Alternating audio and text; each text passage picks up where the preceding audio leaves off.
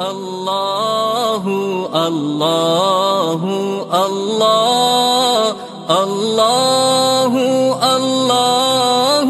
اللہ اللہ اللہ۔ السلام علیکم ورحمۃ اللہ وبرکاتہ۔ معزز سامعین اکرام، آج آپ لوگوں کے سامنے ایک ایسا عمل بتانے والا ہوں جس سے انشاءاللہ ہمیں دنیاوی فائدہ بھی ہوگا اور اخروی فائدہ بھی ہوگا۔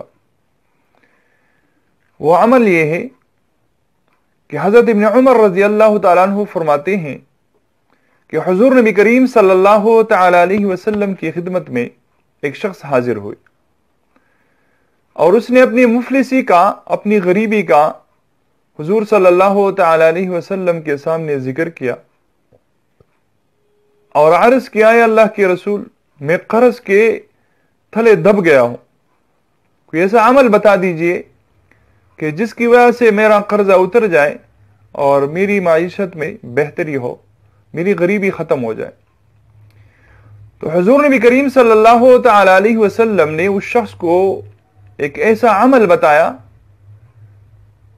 جس کو کرتے ہوئے چند مہینے بعد وہ آدمی حاضر ہوئے اور حضور نبی کریم صلی اللہ تعالی علیہ وسلم سے عرض کرنے لگے، اللہ کے نبی، اللہ نے مجھے اتنا رزق عطا فرمایا ہے، اتنے رزق سے نوازا ہے کہ میں اب رزق رکھنے کی جگہ ڈھونڈ رہا ہوں، پیسے جمع کرنے کی اور ان کو رکھنے کی جگہ ڈھونڈ رہا ہوں، اور ان لوگوں کو ڈھونڈ رہا ہوں جن کو میں زکوٰۃ دوں۔ مجھے جتنے لوگ معلوم تھے، میرے علم میں تھے، ان کو میں زکوٰۃ دیتا آ رہا ہوں۔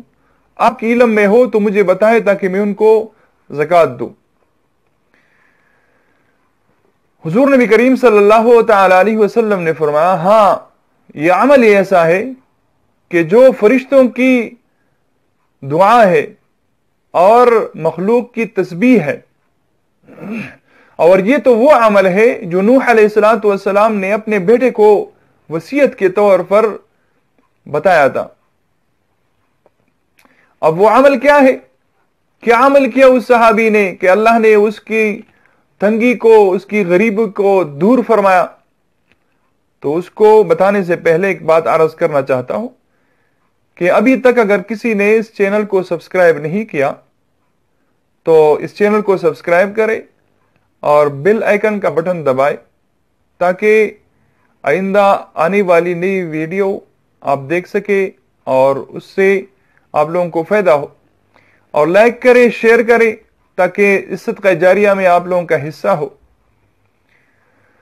تو وہ عمل کیا تھا؟